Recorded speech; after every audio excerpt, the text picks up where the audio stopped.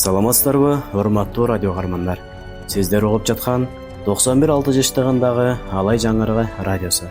Сиздер Төлөгөн Касымбековдун Сынган кылыч тарыхый романынын кезектеги чыгарылышын тыңдай аласыздар. Студияда мен Абдурахман Абдивалиев. Кернайлар тып басылды. Касым Миңбашы колун бийик көтөрүп алакан жайып, Кудайархандын эсенчилигин тилеп, "Омин" деп бата тартты. Эл дүрүлдөп, жапырт баштарын өйдө кылышып, колдорун асманга созуп, дөңгүрөп "Омин" айтып батаны коштоп кетишти. Кудайархан өзү да чекчеген көздөрүн тегисекиде жылаңаштырган кишиден албаган бойдон колдорун купкуу жүзүнө алпарган болуп койду. Секидеги туткун көгала башын бийик көтөрүп, чыйралып, миз бакпай ордо кишилерин атып тиктеп турду. "Өлүм! Өлүм!" деп кыйкырды дагы, элдин арасынан кыйкырыктарды жалпы дуулдап коштоп, эл шамалдуу токой сыяктуу кайрадан толкуй баштады. "О Аллаяр! Өлүм бөрүгө! Өлүм! Бизге тынччылык болсун! Тынччылык болсун! Өлүм бейжай бөрүгө! Өлүм!" Көпчүлүк астейдил кыйкырып жатышты.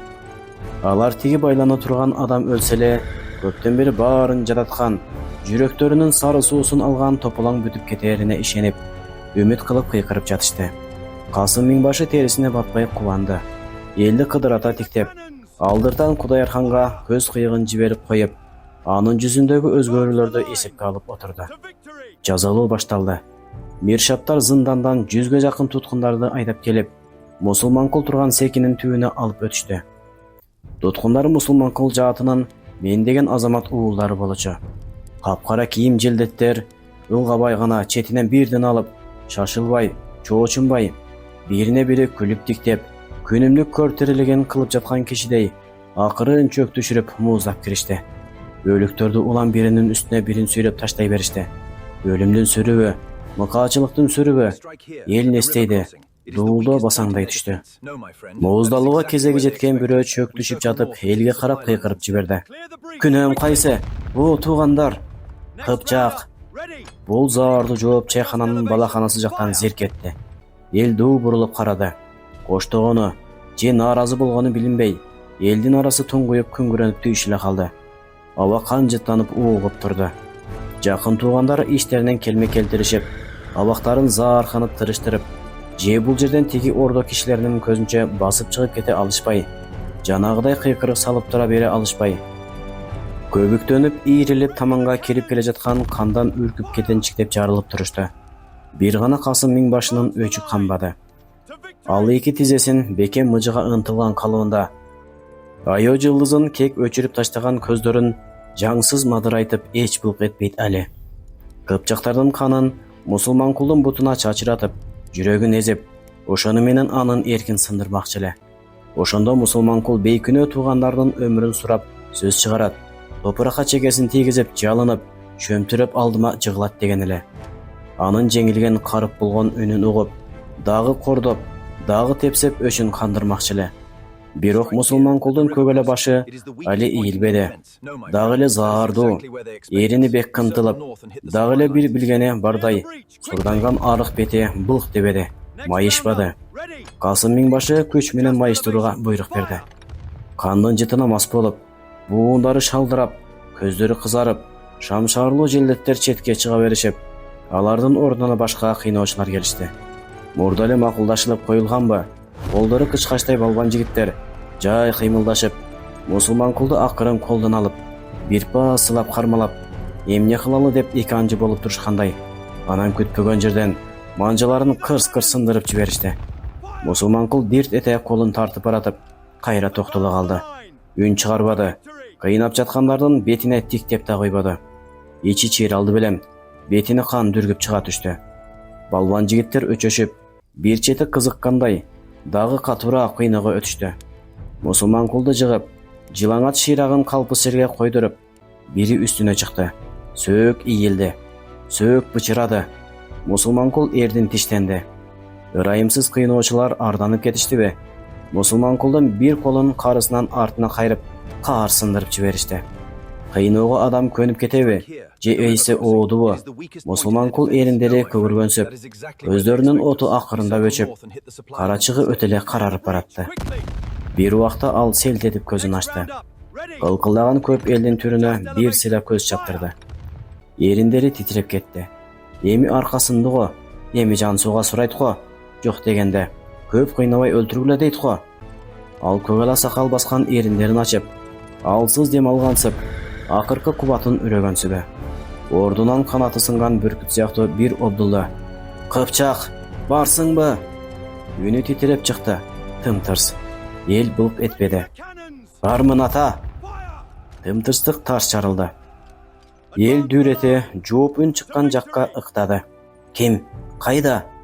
Эл дуу, күү ударылды. Мусулман кул чыйрала түштү. Кет, то таянып кет, уктуңбу? Деп дагы кыйкырды ал. Уктум ата, уктум, деп жооп кайтарды баланын калтыраган үнү.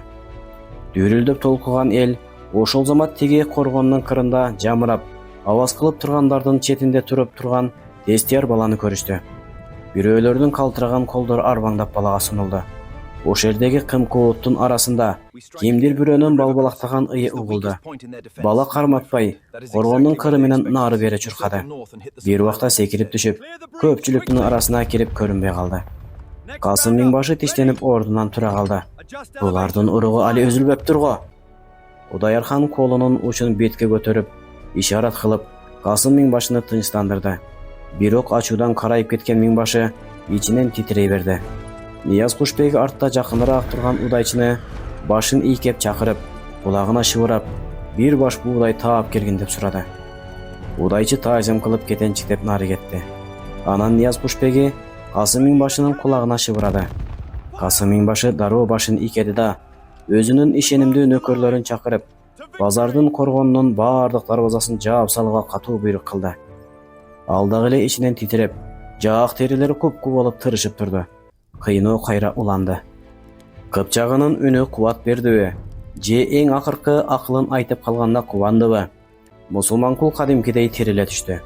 Көздөрүнөн дагы жылтылап, от чыгып, дагы көгала башын келберсип көтөрүп, сыймыктанып, ууртунан жымыйып карады элде.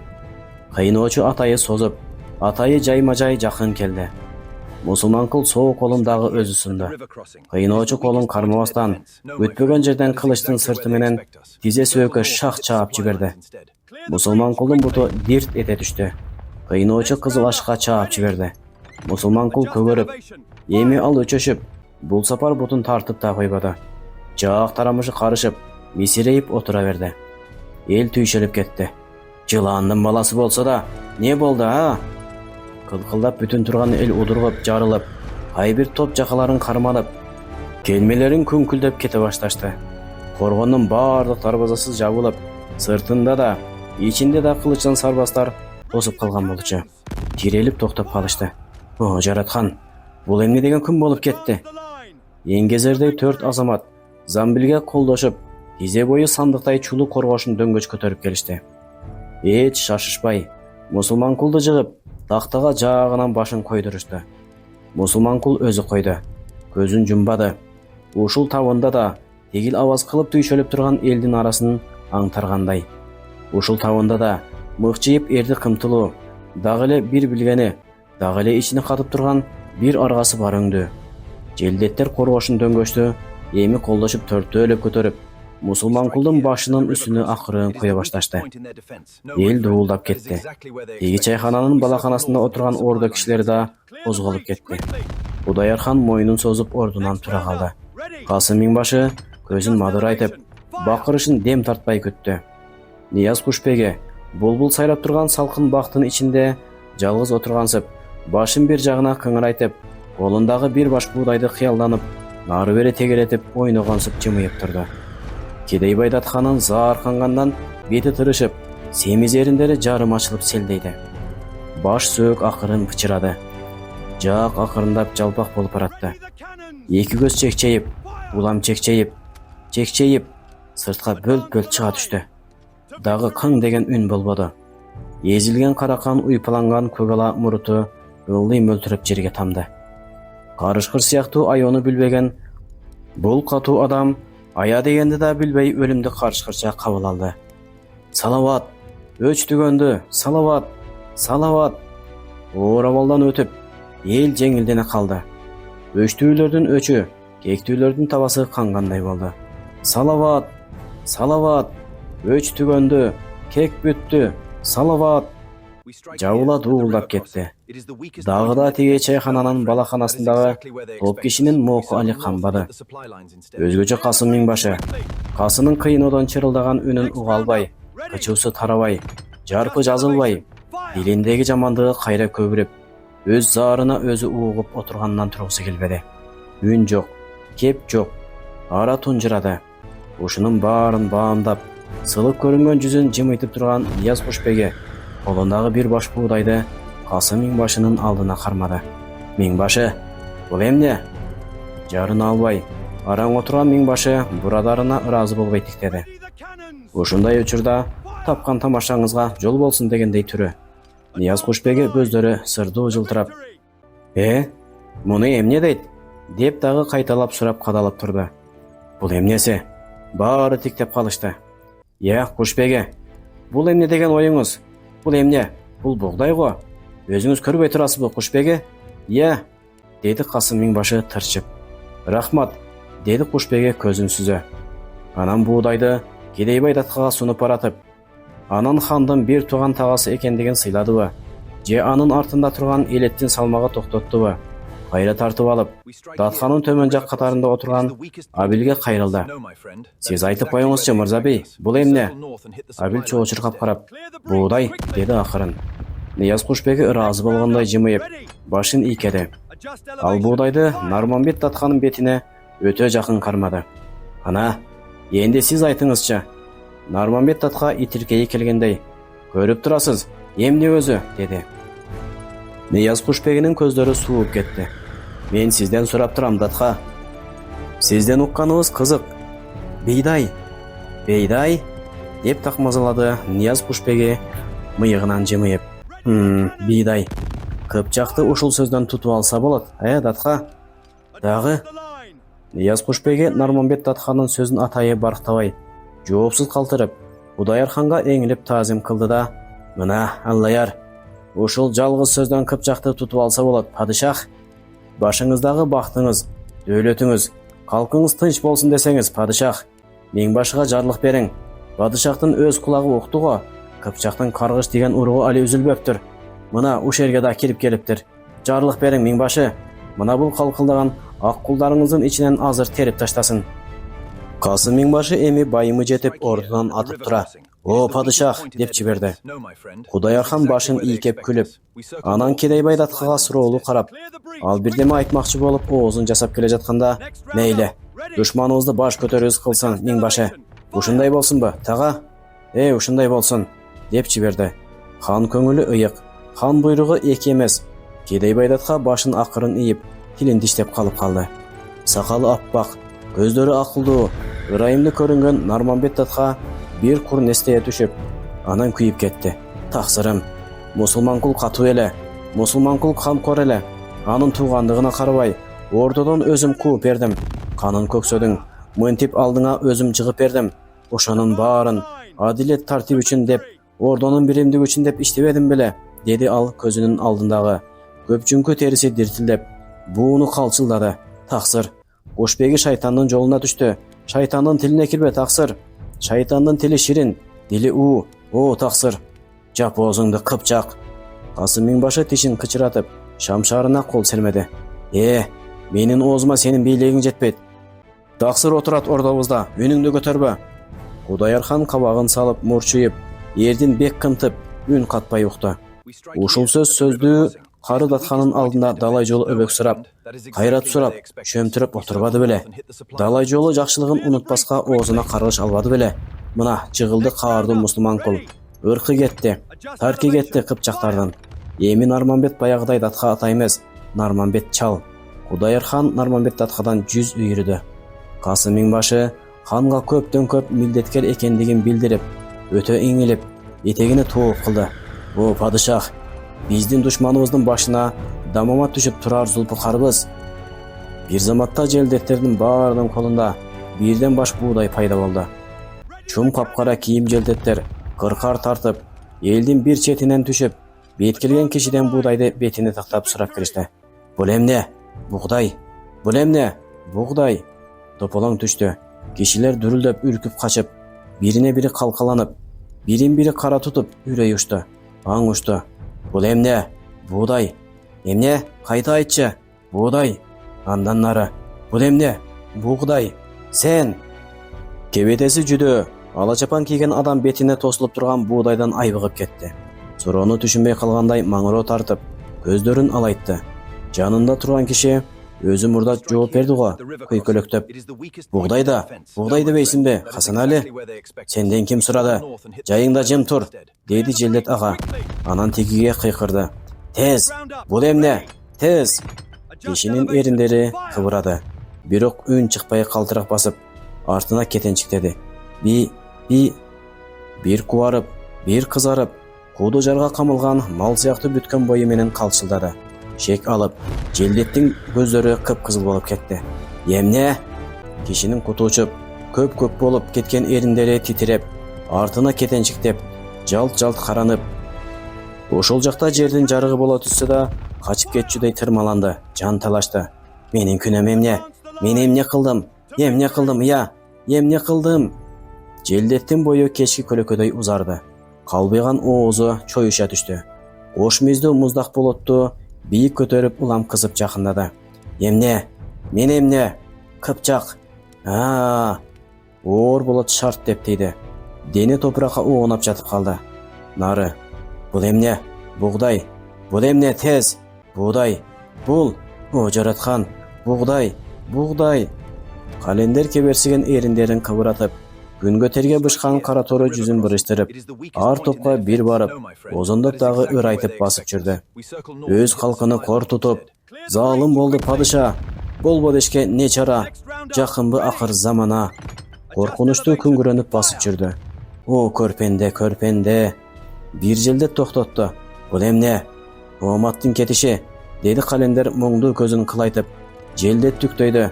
Сен эмне деп турасың? Түз айт. Өлүм, деди Календер. Желдет кылычын тапкылды. Календер ууртун ырсайтып, же күлгөнү, же ыйлап жибере турганы белгисиз, аны мелтирип диктеди. Бир туугандар бири-бирин бөрү болуп таласа, талаба дешке не чара, жакынбы акыр замана, деп күбүрөдө кеберсиген эриндери. Желдетти унутуп койгондой, нары жактагы ызычууга карбаластап калды. Желдет чаңырып жиберди. Бери кара! Календер таң калгандай ырсайып, тиктеп, токтой калды. Бирок бул сапары көзү терилип кетти. Желдет, бул эмне деп жатам мен, деп бугдайды дагы анын бетине такады. Айтасыңбы же? Календер эч жоочубай. Желдеттин кылычындагы сабына сарыгып жаткан канды сөөмөй менен сайып көрсөттү. Бул эмне? Желдет сөз таппай калды. Календер бетин кайгылуу тыржыйтып, күнөө, деп күбүрөдү. Ачуусуна угуп, ого бетер тили бойланып, моюн тамырлары көп, жарылып кетчүдөй кызарып токтой калды Желдет. Анан эмне токтотту? Календер бул бабасы жалган дүйнөдөн кечип ак уруп басып кеткен ыйык пенде. Ага кол көтөргөндүн күнөөсү бул дүйнөдө да, тигил дүйнөдө да кечилбейт деген түшүнүк анын бутун тужап турду. Календер эгешип турбай, дагы башын кайгылуу ийкеп, дагы өзүнчө бирдемени күңкүлдөп, анан такыр унутуп басып кетти. О көрпенде, туулганың шорпенде, малча ынтымак күтө албай, бириңе бириң корпенде. Эл суюлду. Желдеттер аралап кеткен жерлерде жүздөмөн түшүп, жалкасынан түшүп, өз канына өзү чыланып, бейкүнөө кишилер эч ким эңкейип карабай, эч ким башын жөлөбөй, томурайып, карарып жатып кала беришти. Коргондун аркы четинде капкара кийим Желдеттер калган элди ортолорунан кой чочубатып өткөрүп жатышты. Нарманбет атка көзүн жууп, эки кулагын колдору менен басты. Ал апкарыган, жалынган, үрөй учкан кейиптерди көрүп чыдай албады. Үндөрдү угуп да чыдай албады. Мен эмне кылдым? Менин күнөөм эмне? Бул үндөр аны куюм болуп уруп, бир жакка тоголотуп бараткандай. Эч кетирбей кулагынын түбүнөн жаңырып, мээсинин ичинен чырылдап чыгып жатты. Менин күнөөм эмне айланайындар? Нарманбет атка чымырканды. Бети кара көк болуп тердеп кетти. Бекем жумулган көздөрүнүн кычыктарынан мөлдүрөп жаш сызылды. Жүлүнү болкулдап, андан нары өзүн кармай да албады. Ентигип ыйлап жиберди. Ал тура калып, Кудайырхандын алдына аппак чачтуу башын салбыратты. О, таксыр. Мына мен жыгылдым бутуңа. Мусулман кул жыгылбаса мен жыгылдым. Мен жалындым. Мен багындым. О, Хазрати, токтот кыргынды. О, Хазрати. Кудайырхан томсоруп карады. Анын ийикпей турганын көрүп, Нарманбет татка дагы эңкейип, жерге чекесин тийгизип сабылды. О, таксыр, кылган жакшылыгынын акысын сураш иттин иши эле го. Мен ит болоюн. Мен сурайын. Кыргынды токтот. Жаман күнүңдө белиңе таңуу болдум эле. Ылдыйышта өбөп, өйдө да жөлөк болдум эле. Ошонун үчүн токтот кыргынды. Ага арзыбасаң арзыбады дебейин. Ал кызматыма да сурабайын. Мындан нары кылар кызматымды сурайын. Токтот кыргынды. Карымы казык кылып, өмүрүм өткөнчө чоку менен тик туруп, кызматыңды кылайын. Алдыңда токтот кыргынды. Кудайырхан миз бакпады. Жибип кетеби деп, элеттин өкүлү Кедей Байдатканын көзүнчө жибип кетеби деп, хандын кабагынан көзүн албай делилеп турган Нияз Кушбеги жеңилдене демин таштап жиберди. Урматтуу датка, эмне деп турасыз? Сиз менен биз өкүмдардын колубуз. Палан кезде паландай кызмат кылган элем деп, киресине муну бер. Түлөн кезде түлөндөй иш бүтүп берген элем, киресине тигини бер деп. Өкүмдарды этектешке эч акыбыз жок датка. Бул сиз эмне деп турасыз акыры? Биз муну талап этсек шарияттын эрежесинен чыгып кеткен болобуз. Билесизби, урматтуу датка?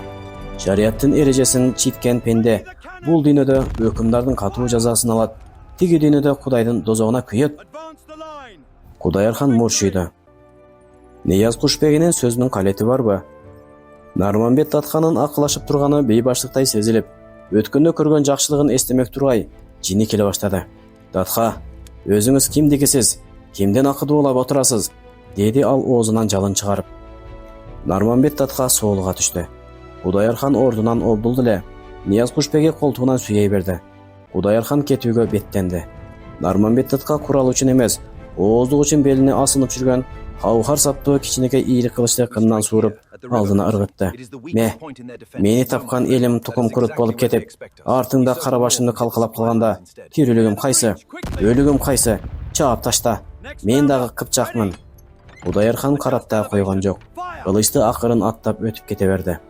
Ошол түнү Нарманбет татка атка минди. Аны шаардан чыгарбоо жөнүндө жашырын буйрук бар болчу. Шаардын 18 дарбазасындагы жүзбашларга алдыртадан катуу эскертилген эле. Нарманбет татка Ташкент жолуна чыкчу дарбазага барбай, Бухара жолуна чыкчу дарбазага келди. Бирок кайсы жагы болбосун алды тосулуу экенин ачык эле билип, тагдырына сыйынып, азаттыгына тобокел кылып, өлүмүнө кайыл болуп, акчалуу чабдар аргымак минип, башын кызыл менен таңып, салтанатка кийчү кым каптонун таштап, кара жынжыр зоот кийип, белин 10 ором ботокор менен чырмап, колунда узундугу 1 кулач кош миздүү оор кылыч, аны бет алдына бийик кармап, чабышырга киши таппагандай буулугуп, жигиттеринин эң алдына келди. Бир жагы жашы өтүп, бир жагы даражасы чоң болуп, колуна курал албай калганына көп болгон эле. Бул сапар ал аңчылардын ортосунан бир жагын сүзө качырып жарып келе жаткан жолборс өңдүү, кайсактап каранып, кекке суусап, көзүнө кан толуп тажаалданып келди. Күзөтчүлөр өңүп турушуптур.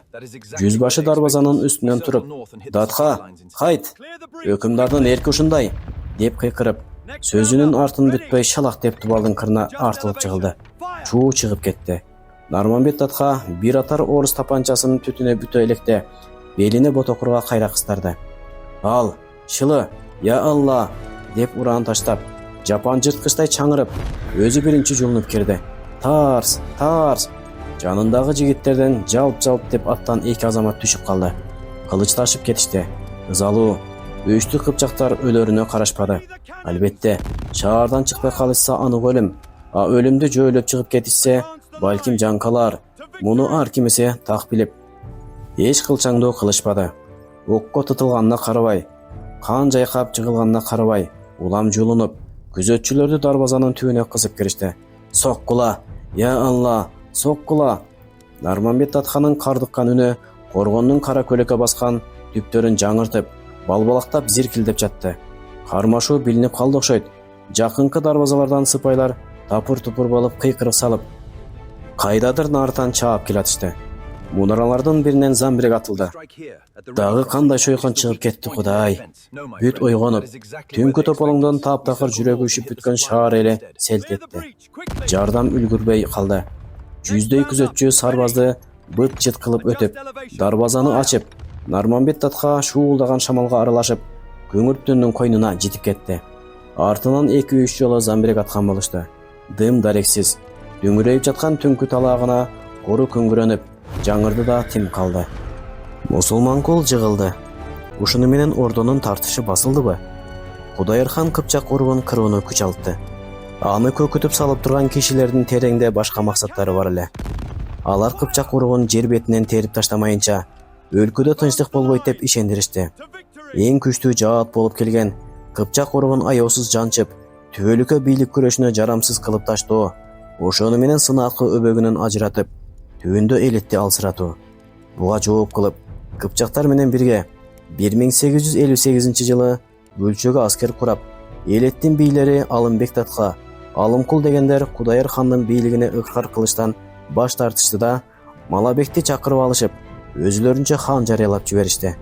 Шаар адамынын кош ойлуулугу, эч кимге далил ишенип көрбөгөн аярлыгы жуга элек.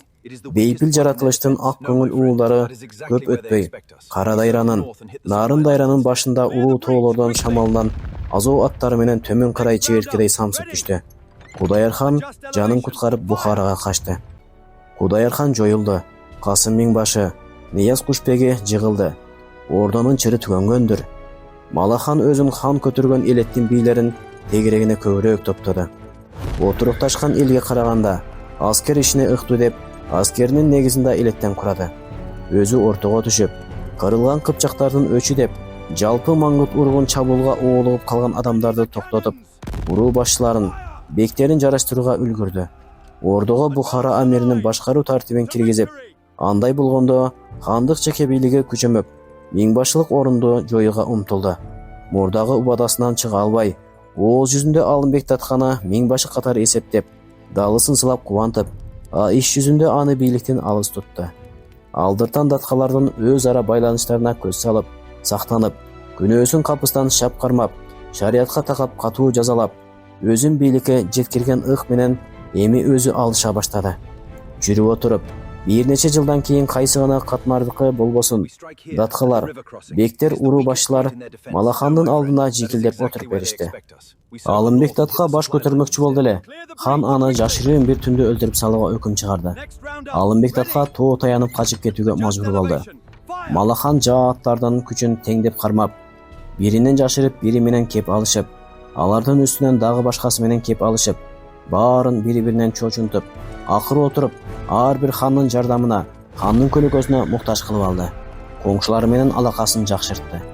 Мына ушундай айлекер көрөгөч 200дөмө Куу Малаханда ордо чатагын бүтүрө алган жок.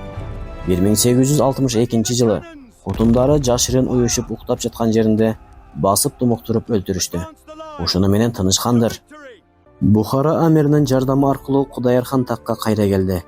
Бирок көпкө туруштук кыла алган жок. Дагы баягы элеттин Азоо аттарынын тери, азамат жигиттердин каны аны Бухарага түн жамынып, качууга аргасыз кылды. Бул күрөштүн уюштуруучулары дагы Алымбек татка менен Алымкул болчу. Алар баш көтөргөн мураскорлордун баардыгын кыйратып, 1863 жылы жайында Малахандан калган 12 жашар Султан Сейитти салтанат менен ак киезге салып көтөрүп, хан деп жарыялашты. Бул сапар Алымкул алдыга өттү. Аталык атанып, ордонун бүт бийлигин колуна алды. Ушул ордо төңкөрүштөрүндө, уруктардын чабыштарында кандайдыр бир деңгээлде элдин турмушуна өзгөрүү киргизе турган, жамиятка өсүш бере турган бир максат, аракет болдубу? Даткалар, хандар өз керт баштарынын гана кызыкчылыгын көздөштү. Алар бийлик деп оюна эмне кирсе, ошону иштей берүү деп билди. Хандык деп оозунан чыккандан кайтпай, көпчүлүктүн алдында кылыч ташып, киши өлтүрүүнү түшүнүштү. Баатырдык деп журт бүлүнтүштү ойлошту. Жан жыргатары уйку, шарап, кыздардын төшөгү болду. Турмуш эрежелери андан 1000 жылдар мурун жашап өткөн кишилердин жашоосуна, акыл мүмкүнчүлүктөрүнө жараша шарият чечмелеген эски боюнча, түркөй бабалардын адаты, жоругу боюнча калып жатты. Жамиятка, элге эмне артты? Жетимдердин бозоргон бетинен ылдый аккан жашы, энелердин, жесирлердин ыйы артты. Тагдырга дагы бөк түшүп баш ийүү, Кудайга кулдук уруу, жакшылыкка улам эртең деп күттүргөн алдамчы үмүт артты. Эми Алымкул аталык ордочо тагын биринчилик үчүн Алымбек Татка экөөнүн ортосунан күрөш чыкты. Ал жыл айланып келгенде Алымбек Татканын башын кесүүнү менен аяктады. Эми бүткөндүр, бүтпөптүр. Эң акыры Алымкул аталыкты Ташкент дубалынын түбүнө генерал Черняевдин бет алдында бүк түшүрүп чыкты. 3 бөлүм. Дайымчылуу кан чокуп көнгөн бүркөт чыгы кеткен өлүү жемге алымсынабы? Үмүт кылып, мүнүшкөрдүн үшкүрүгө чыккан жака талпынуу, ачуу шаңшып, саңоо жүндөрүн түктөйтүп, темир канат балапандай оозун ачып жалынычтуу кыйкылдап жиберип турду. Жакшы көргөн кырааны карыптай суранып отурганына чыдай албай, Сарыбай мүнүшкөр тескери карай берди. Эртең эмнени бердим? Бүрсүгүнү эмнени бердим? Ал далысын үңкүйтүп, айласы түгөнүп шалдырап турду. Кылар ары кайсы? Эптеп бир аракет кылуу керек. Тырмалануу зарыл. Сарыбай көңүлү түтүп отура албай, айылдын үстү жагындагы калың арчалуу кадууга чыкты. Барып, өгүнтөн бери үзбөй ар жерге коюп жүргөн кыл тузактарын карады. Бири да бузулбаптыр. Сокур чычканда жургулуп өтүп койбоптур. Узун кыштын оорчулугу, кол караган мал түгүл, тоодогу айбанаттарга да катуу өткөн эле. Кекилек, кыргоол, чил, жер карайганга жетпеди. Бир жагынан кар, суук кысса, бир жагынан ачлык кысты. Турган жеринде, жаткан жеринде карга кошо тоңуп, түлкүлөргө, ийри тумшук куштарга жем болушкан. Кийиктер көздөрүн жайнатып короолоого кирип келишип, көбү адамдардын бычагына урунду, көбү кары жеңилпаз тарапка ооп кетишти. Мына жер карайды, көк да чымырады. Буту жеткен жеринен Сарыбай бир да илбээсин жолуктура элек. Жердин куту качтыбы? Сарыбай темтейип чарчап кечинде үйүнө келди. Эшиктин көзүнөн Зайыбы Сүйүмкан ага үмүттүү карап, "Сууга мүнүшкөр, сууга" деп тосуп алды. Эмне демекчи? Кеберсиген эрден ырс айтып кайгылуу жылмайды. Кең үйдүн оң капшытында мойнун кайрып, тумшугун жогдор жүндөрүнүн арасына катып, туурунда үргүлөп отурган бүркүт мүнүшкөрүнүн дабышын сезип, зор канаттарын далтайта, сары ооз балапандай жем тилеп, кыйкылдап үн салды. Томоголу болчу. Мойнун созуп, мүнүшкөрүнүн кай тушка отурганын тушмалдап талпына берди. Бүркүттүн үнү чөгүп бараткандай алсыз угулду Сарыбайдын кулагына. Ачтык кубатын алып, алсыратып бараткан экен. Сарыбайдын ичи сыйрылды. Мүнүшкөр ушуга убал болуп кетти. Эртеден кечке шырп эткен дабыш угулса, ушул жака талпынат, кыйкылдап жем тиленет. Же бере коерго бир үзүм бирдеме болсочу. Үмүт үзүлгөндө байкуш жаш балачак кыңылдап, канатын түшүрүп шалдырап калат. Ушуну кое берсеңчи мүнүшкөр. Бешенеңде болсо дагы бир бүркүт табылар. Кое берсеңчи ушуну кыйнабай, деди Сүйүмкан. Уураң жыртылып кете турган болду өзүңдөн да. Жем издеп жүрүп, "Ой катын, эмне деп отурасың?" Сарыбай таарынгандай кабагын бүркөп, ого бетер тунжурап отуруп калды. "Кое бер. Не күндөргө туш келип турганы менен ал мүнүшкөр да өз колунда 10 түлөткөн алгыр, сынаакы куш. Өз санынан эт кесип беришке барса барар. Кантип кое бере алмакчы? Бул бүркүт тилсиз макулук болсо да, Сарыбайга жолдош, үйдөгү бүлөнүн бир катары." Сарыбайды жогу табылгыс санаалар эзди. Сүйүмкан ашканасынын оозунда күйпөңдөп, тулубунан талкан алып жатып, "Ачлыкта бүтүп баратат", деди кейиштүү. "Бир эле биз эмес, 4 үйлүү тууганыңдын баарында эчтеме калбады. Биздин үйдө тиктеп отурушат. Мына, бизде болсо жетсе жарым айга жетер. Тулуптун түбүндө бир тике сырмак калды.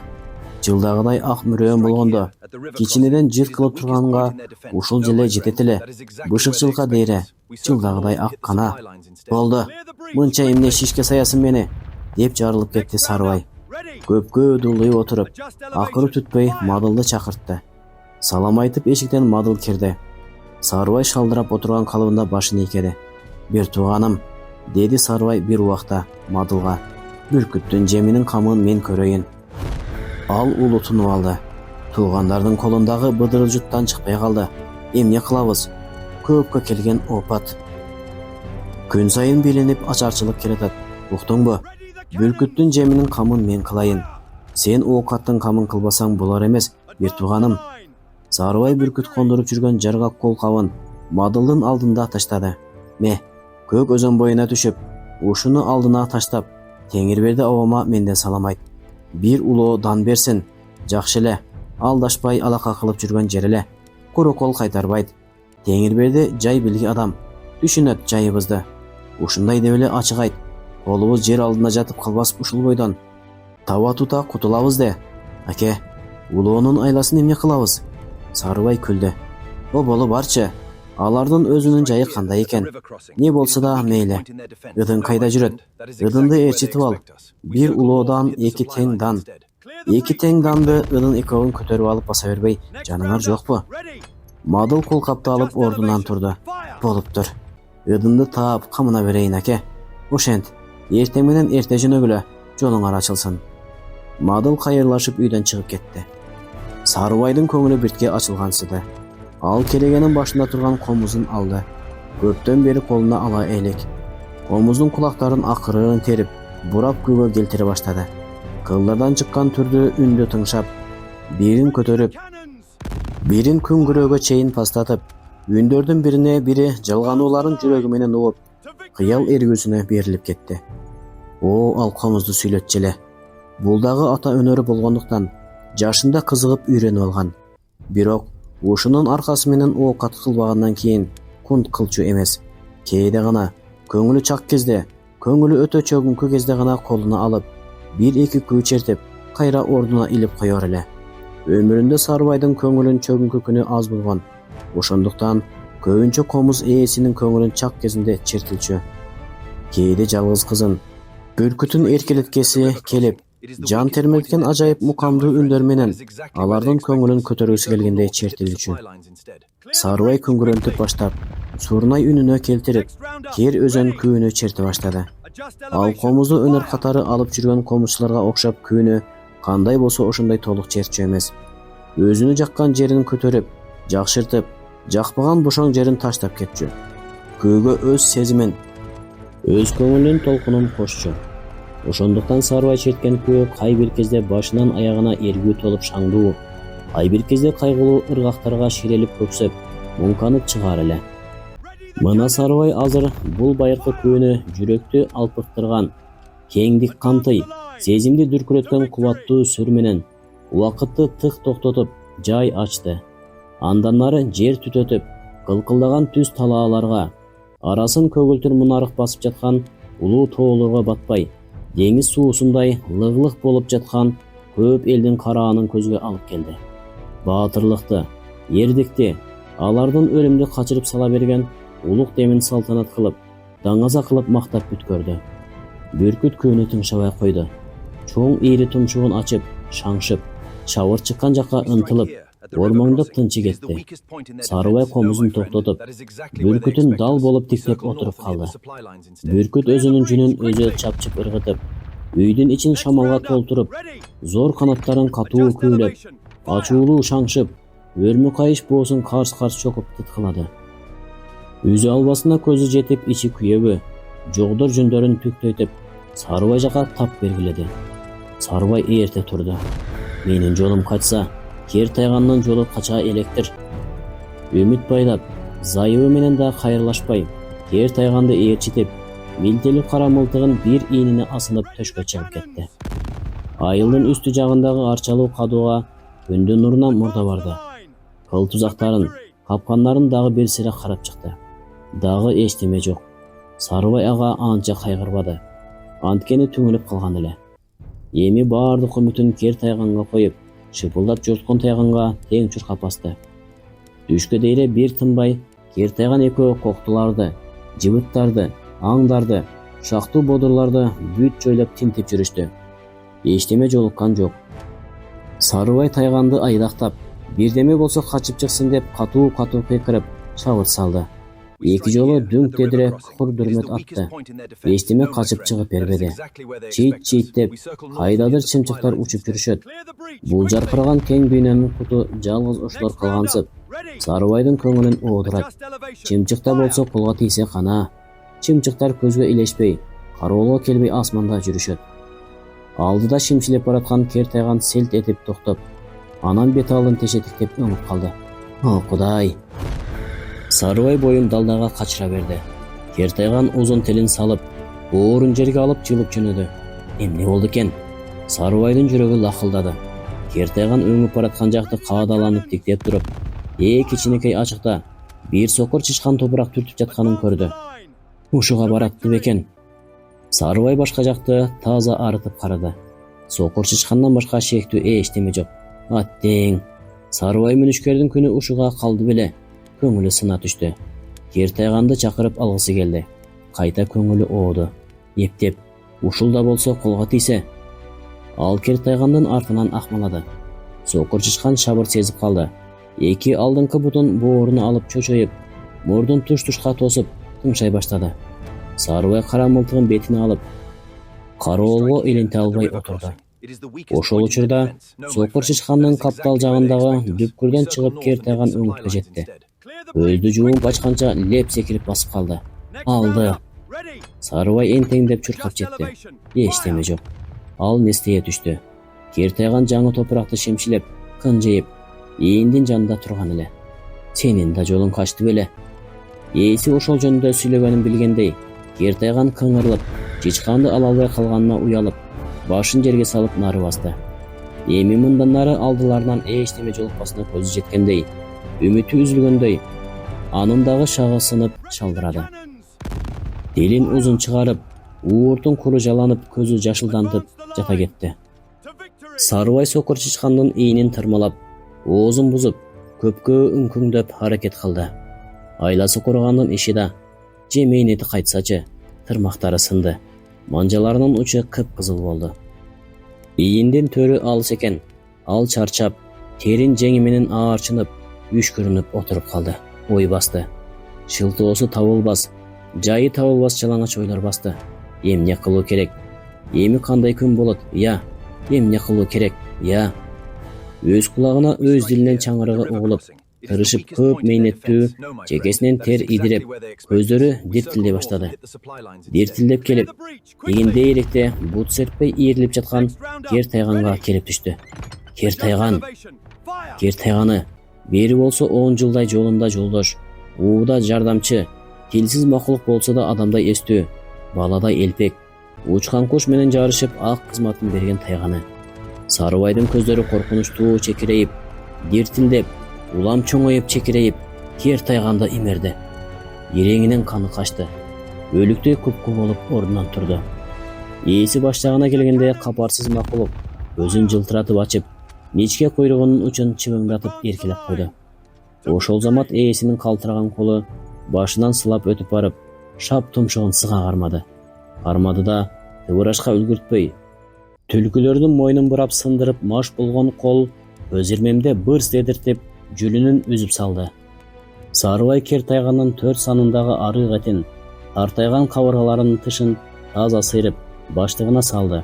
Үшкүрүп отуруп, баштыктын оозун бууду, жонуна тартынды.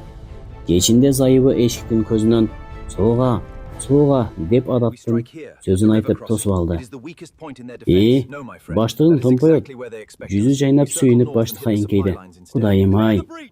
Сарыбай ачык эчтеме дей алган жок. Көңүл кош гана чарчагандан кургап кеберсиген эриндерин ырсайтып, баш ийкеген болуп ким болду. Үйгө кирип, улагага баштыкты таштап, канаттарын шалдайтып, мойнун артына кайрып үлгүлөп отурган бүркүттүн карап, үшкүрүп жиберди.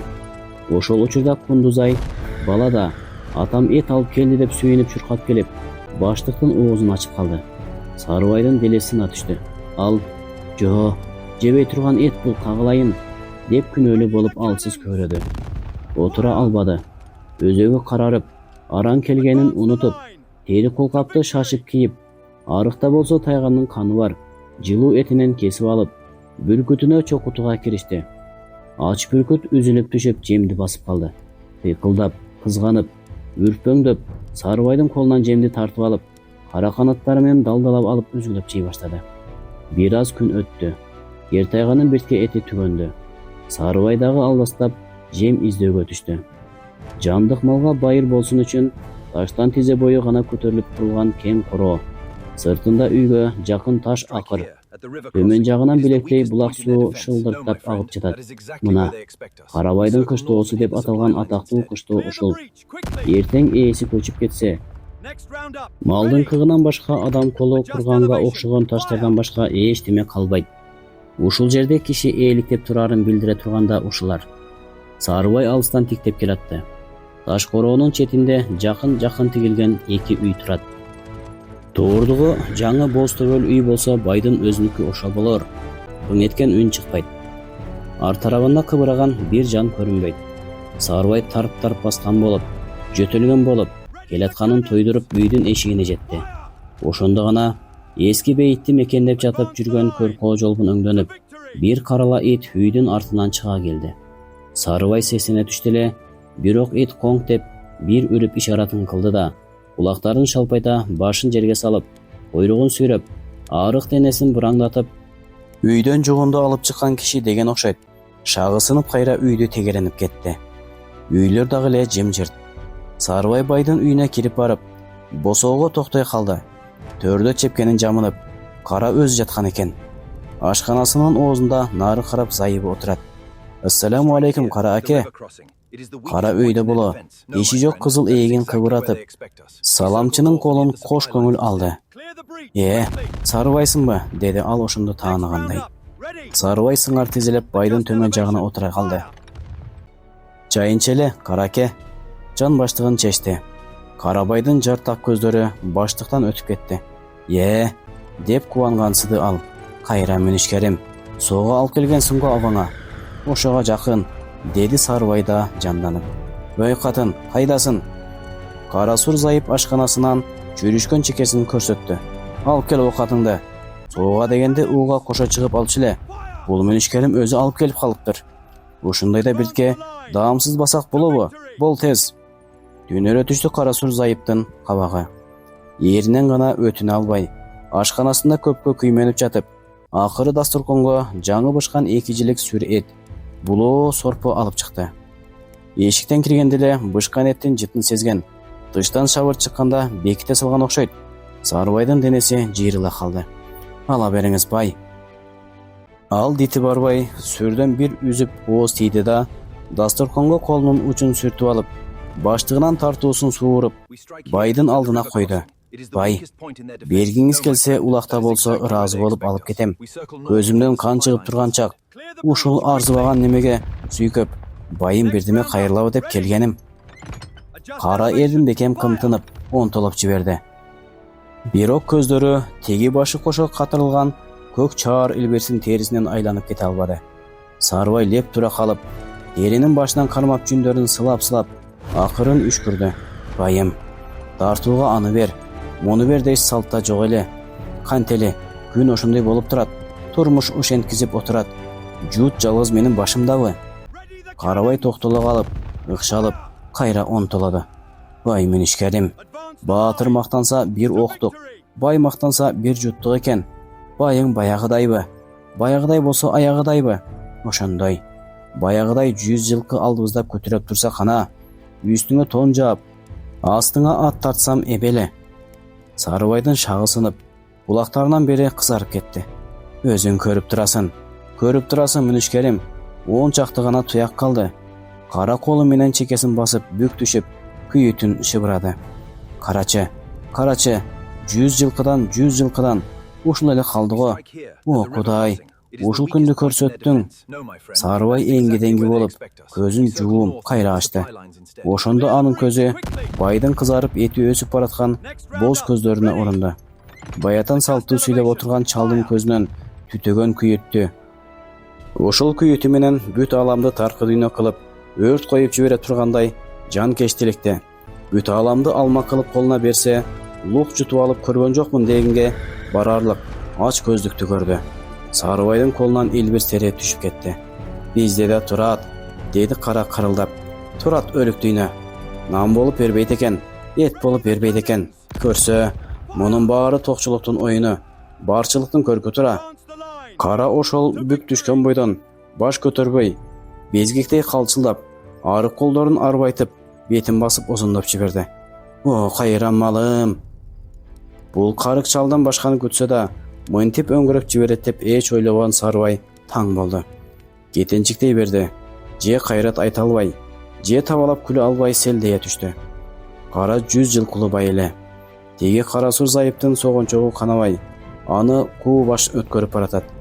Байдын көңүлүнө тууй турган жаш катын алуу иши да болгон. Бирок жаш катындын жаш катындай азабы болот. Аны эркелетиш керек. Көңүлүн куш кылыш керек. Антишке этинин жылуусу, кубаты кана. Карынын катыны, баарынын катына. Ушуларды ойлоп отуруп, кара колун шилтеп салган. Эми мынтип карыган чагында, дүйнө көзүнө көрүнө баштаган чагында, баладан үмүттү эрте үзгөн соң, мунун баласы да, кубанычы да, эркелетери да өрүстөгү калың жылкы, чыбырдагы көп кой болчу. Мейли кара аке, Кудай башка салганга арга барбы? Мейли кейбеңиз, сөзүмдү кайра алдым, эчтеме сурабайм, жөн эле коюңуз. Карабай бүк түшкөн бойдон калды. Сарыбай шаша басып үйдөн чыкты. Элбир сериге каралаган жок. Турмушун март өткөрүп көнгөн эркөөдөн мүнүшкердин ал эсине да келбей калды. Селердин кузгундардын көзү тийип, селердей жел могуздардын сугу түшүп, кайран малым, о боор этим, деп уңулдады Карабай. Сарыбай ушундай кишиден бирдеме үмүт кылып келгенине өзү уялып, чылдың болуп, эки этегин далдактатып, эски бейти коркунучтуу тунжураган үйлөрдөн алыстап кеткиче шашты. Башта топуратып көздөчү алып, жандоочу алып, өзү жулкунган чоң туру ат минип, тайган ээрчитип, шаң менен ууга аттанчу мүнүшкер бүгүн бүркүтүн ийнине кондуруп, эч жакты карабай, карып болуп сенделип, өзү жалгыз төшкө жөнөдү. Кер тайган экөөбүздүн ырыскыбыз түгөнсө, кранымдын пешенесинде бирдеме калгандыр. Ичине бук толуп, корсунуп, артын бир кылчайып Карабай, үйдүн эшигинде селдейип карап турган зайыбын көрүүсү келбей, темтеңдеп шашып тоо аралап кетти. Жым-жырт, чымчык учпайт, өтөк көк чалгын. Бийиктер дагы эле агала кар. Тоолор кандайдыр уйкулуу сыяктуу боз тартып, ач көгүлтүр мунарка төнүп жатты. Жым-жырт. Бул жаркыраган кең дүйнөгө тири жандык али жарала элек сыяктуу шуу өткөн жолбун желдин шоокумунан башка эч табыш жок. Кулак кескендей жым-жырт. Сыя эрең төтө мойнок, Сарыбай чечек көптөн топуракты түртүп, жаңы чыккан. Алтын тыйындардай жымыңдап турушат. Ным жерлерден көзгө оңой илеше койбогон ак чаңгыл буу акырын көтөрүлүп, абага тароодо. Аба көк жыттанат. Аба көбүктөнүп, эрип жаткан кардын суусу жыттанат. Бүркүт оор, Сарыбайдын ийинин талдырып, кабыргасын майыштырды. Bir iğninen bir iğnine ötküröt. Бүркүттүн күчтүү тырмактары акыректерин кабыштырат. Сарыбай кадуулап көп кыдырды. Алдынан эчтеме чыкпады, эчтеме учпады. Өжөрлөнүп кыдырды. Эчтеменин шабырты угулбады. Көл шал тердеп чарчады Сарыбай. Айла курганда bir белеске токтоп, нары бетине бир тике эңкейип, сепкилдүү чоң кара ташка бүркүттү кондурду да, эриндери кеберсип шалдырап отуруп калды. Сарыбайда кайсы айла, жаагын таянып сына басып отурду. Жым-жырт, кулагы чыңылдап жатты. Жолбун жел жаңы бүртө баштаган шыбактын баштарын дирилдетип, өзгөчө бир кайгылуу үшкүрөк чыгарууда. Сарыбайдын койну толгон шор тери кургады. Көйнөгү этине жылаандай муздак тийип, денесин жыйрылтты. Күн мемирөө, күн жумшак, күн анын кыра көңүлүн жубатып турду. Сарыбай чапанын чечип, алдына салып, бир пас жамбаштап жатты. Кайра турду. Бүткөн бою ныксырады. Көйнөгүн чечип, колтугун тырманып, тигиштеринен үңүлүп, бит карай баштады. Кудай урган бит. Бул дагы жүдөгөндө баса турган нерсе. Бир убакта шарпылдап, жулунуп, чеңгелине эмне кирсе ошого мыжыга кармап, бурч тумшугу менен карсылата чокуп, жаны карайып, мойнун алга созгулап, шырп эткен дабышка, жолбун желдин шуу эткенине жата калып, кулак салып, талпынып ачуу шаңшып, бүркүттүн тынчы кете баштады. Кайдадыр эркин жайга, аркыраган шамал менен жарышып, үлбүрөп чубалган булуттардын үстүнөн сызгысы келгендей шабырталды окшойт. Сарыбай бүркүттүн томогосун сыйрыды. Бүркүт дароо колдон суурулуп, заматта көккө атылып чыкты. Берекөр. Сарыбайдын жүрөгү дүкүлдөп кетти. Бери көр чоң Кудай, бери көр кең Кудай. Сарыбай эки көзүн жүлжүйтүп, кубанып көк тиктеп, кайсаңдап ар тарабын каранып, кайсыл жерден кандай аң качып чыгып калар экен деп дөгдөп жүзү жаркырады. Ошол кеткен бойдон бүркүттүн карааны көрүнбөй калды. Мөнүшкер жалбырак болуп дирилдеп күттү. Жок. Жел гана шыбактардын башын шыбыраштырып жатты. Эч дареги жок. Кеткени ушулбу? Сарыбайдын ичи сыйрыла баштады. О, кырааным, кетип калдыңбы? Сарыбайдын көздөрү жашылданып, боз асманга телмирди. Эч көтөрө албай турган, эч көнө албай турган сары убайын басты. Оозун кымтышты унутуп, кичинекей сакалын сербейтип, нары бери алдастап кетти. Боз асман анын жүрөгүн байкатпай лук жутуп коюп, анын өзүн месирейип карап тургандай болду. Сарыбайдын ичи тытылды. О, кырааным, мени таштап кеттиңби? Мен куруйун. Мен бир жазгы каачылыктан сени алып чыга албадым. Ой, кырааным. Сарыбай баштагыдай үндөп чакыра албады. Антүгө укугу жоктой сезилди. Дили күрмөлбөдү. Айласыз, кубатсыз мууну титиреди. Ой, кырааным, балам менен барабар көрчү элем. О, ана. Алда кайдан бүркүт шаңшыды. Ана. Сарыбайдын жүрөгү жарылып кете жаздады. Ана. Илбейсин көргөндө гана ушундай шаңшычу ал. Сарыбай токтоно албай, көйнөгүн унутуп, жылаңач дардаңдап чуркады. Үндү улап чуркады. Ой, айланайын үнүңдөн, айланайын деп каргылданып, эки колун обого сунуп кыйкырды. Ошол. Төбө жактан абаны жарып, шуулдап угулган куу гана улам жакындап келатты. Ошол. Сарыбай элтеңдеп, сүйүнгөндөн каңырыгы түтөп, Кудайга да, бүркүтүнө да жалынды. Сарыбай эки жагын каранды. Эмне үчүндүр ал жопарада шакка корголуп, же суналып качып жөнөп берген аң көрүнбөйт. Ана, бүркүт. Үчтүү канаттарынын көзү желдин шоокумун каптап, найзанын учундай ышкырып, тик сайылып өзүнө келатты. Сарыбай нестее түштү. Ойлонтпой, камынтпай, бүркүт аркан бою кирип келди. Ошондо Сарыбайдын колу жерден балдакты ала коюп, бетине кармай берди. Каарды бүркүт тайманбай көз элмемде селдей шаркыраган күч менен келип бир тээп өттү. Жыгач балдак шарк эте бөлүнүп сынып түштү. Ай, кантесиң кырааным? Ошол чөлкөмдө үч айланып чабыт кылып, көзүнө тири жандуудан эчтеме илинбей, дөңдө кыбырап жүргөн жалгыз караан өзүнө тартып, ач бүркүт ал караанга таштап жүргөн эле. Ал мүнүшкерин тааныган жок. Жылаңач Сарыбай анын көзүнө кийиктин улагы сыяктанып көрүнгөн окшоду. Бүркүт кайра көккө атылып чыкты. Сарыбай эсин жыйышка үлгүрө албады. Бүркүт темир чеңгелдерин арбайтып, курч тумшугун ачып, чекирейген кызыл тегерек көздөрүнөн заар чачып, ошол замат кайра шуулдап кирип келди. Өлүм. Колунда куралы жок адам сепкилүү кара ташты кара тутуп, ошондон калка издеп, тегерене качты. Өлүм. Алдастады. Өлүм. Ушул өлүм коркунучун алдында көзү канга боелуп, улактарын шалпайтып, жерде жаткан тайгандын башы көрүндү. Анын нуру өчкөн көздөрү кадалып тиктегендей, табалагандай. Келме кезек. Жер тыткылап, таш аткылай баштады. Колуна эмне кирсе ошону менен, топурак кирсе топурак, чөп кирсе чөп менен шилтеп, ошону менен өлүмдөн коргонду. Өлүмгө айбат кылды. Жан талпас кылды. Коркунчаак, тартынчаак кылган жашоо үмүтү. Жашоодон үмүт үзүлгөндө адам коркунучту унутат. Сарыбай коркунучту унутуп салды. Ач бакырыгы да тып токтоп, эрдин кесе тиштенип, кадим жырткыч болуп, улаштап качырып бүркүтүн арбайган тырмагына кол салып кирди. Катуу чеңгелдешип, бири кышылдап, бири күшүлдөп, улам бири алдына басып, жумгалакташып, кериден ылдый тоголонушту. Бирин-бири ырайымсыз тытты. Сарыбай бүркүттүн башын кармоого, мойнунан бурап басууга аракет кылып, бүркүт башын ала качып карматпай көзгө асылып, желке жүнүн түктөйтүп жаалданып чокуп, Сарыбайдын бүт денесинен кан жошолуп, бүркүттүн канаттары карсылдап сынып, куйругу жулунуп, жүндөрү сапырылды. Сарыбайдын эки колу бүркүттүн темир чеңгелдерин бошотпой туткактап салган. Тизеге басуунун алакетинде. Бүркүт көзгө асылат. Сарыбай башын чулгуп, көздөрүн ала качат.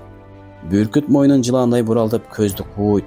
Сарыбай курч тумшуга башын тосо берип, көзүн калкалайт. жан аргасы. Алдагы бүркүттүн кез келген жерин тиштеп, бурдап тиштеп жатты. Сарыбайдын көздөрүнөн от жагылды. Сарыбай көздөрүн бекем жуумп, бүткүл күчүн үрөп, чымырканып кармашты. Ал акыры бүркүттүн бир чеңгелин тизеге басып, бир колун бошотууга жетти да, ошол колу менен бүркүттүн мойнун сыйпалап таап, бар күчү менен сыга кармады, бурады. Бүткүл денеси менен өбөктөй басты. Бир убакта канга жошулуп, Сарыбай бүркүттүн калдайып жатып калган денесинин үстүнөн акырын өйдө болду. Ал көзүн ачкысы келди. Көзү ачылбады. Көзүн сыйпалады. Колуна былжырган бирдеме урунду. Ал кан болчу. Сарыбай да анын кан экенин билди. Капкараңгы, көрдөй капкараңгы. Эмилеки жаркыраган кең дүйнө кана. Чымырап кансырап, денеси улам оор тартып баратты. Ал эсине эми келди. Баягыдай коркунчак, тартынчак, үмүткө алданма, кайгыга, кубанычка бат алдырма пенде учуруна кайра келди. О, Теңир, көздөн ажыраттыңбы? Ал сендиректеп, чалыштап, бүркүттүн карайып жаткан канаттарынын жанына сулап жыгылды.